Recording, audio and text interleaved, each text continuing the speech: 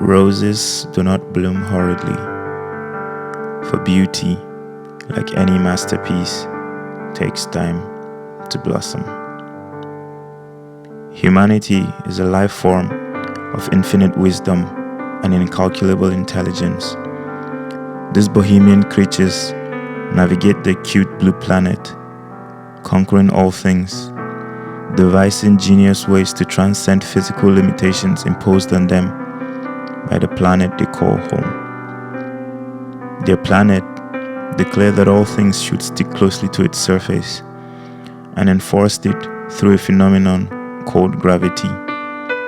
And yet, these radically inventive creatures devised various mechanical means to defy this restriction through devices capable of spending sustained periods away from their planet's surface.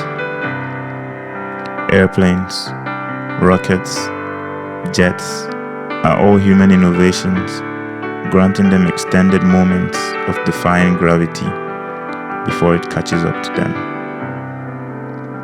The planet imposed on them a restriction, setting the limits of their wandering to be hard surfaces they call ground, excluding them from the possibility to navigate the 70% of their planet covered by a great enemy to their lungs, cold water. Humanity, devoid of the physical ability to breathe underwater, was doomed to only explore the 30% of its home that was solid ground.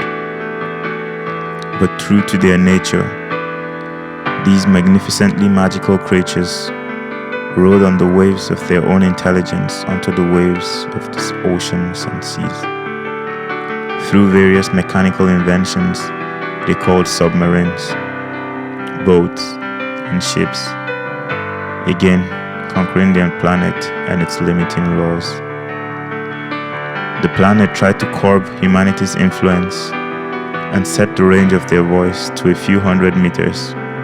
So if a human should speak, no matter how thunderous, inspirational, or exhilarating, it would at best reach a few thousand people within their 100-meter radius, effectively toning down their communication. For the voice of even the loudest humans could only reach so far.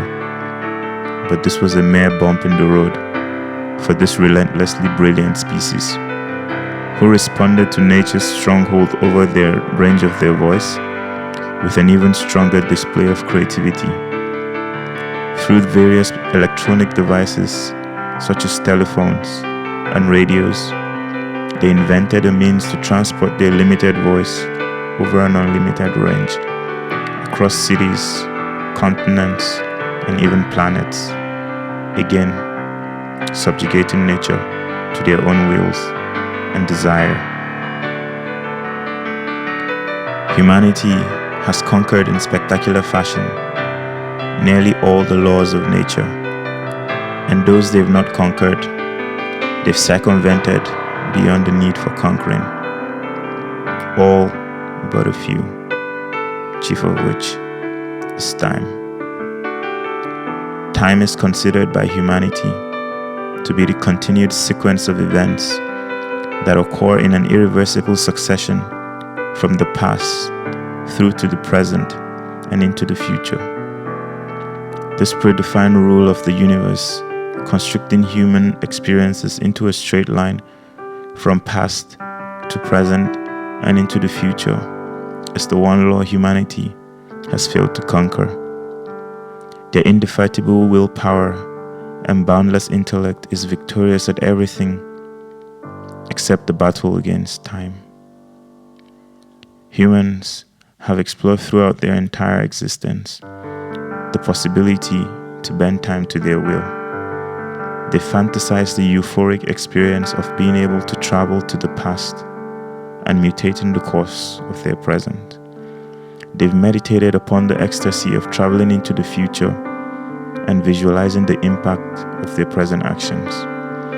They've reflected upon the dreamy possibilities of being able to stop time, slow it down, or expedite it. All of humanity's fantasies are riddled with gallant exploits they would embark upon if only they could wield time as they pleased.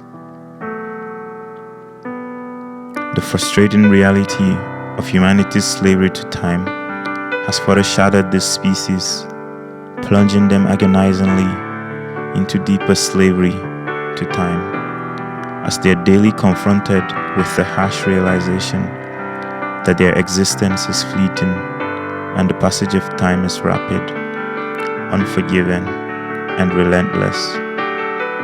Their entire existence is a life sentence with hard labor, and the jailer is time.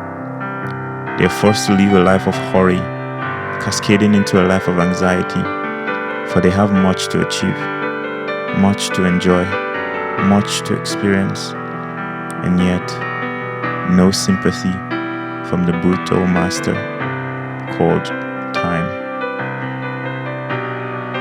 Humanity has historically had a finite amount of time to work with, a range between when they are introduced into time, called birth, and a moment when they exit time, called death. They seek to squeeze all of their dreams, hopes, experiences, feelings, and achievements in this tiny frame between their birth and their death, an unachievable dream for most of them. But there exists this radical faction of human species, a rather small group of delusional miscreants amongst the humans who dare to befriend time. They enjoy and frolic about with time as if it were not the enemy of humanity, whilst the majority of humanity sprint in a losing race against time. They ride on its pace, enjoying a life seemingly out of sync with time, for they have no memory of the past, no fear of the present, and no anxiety for the future.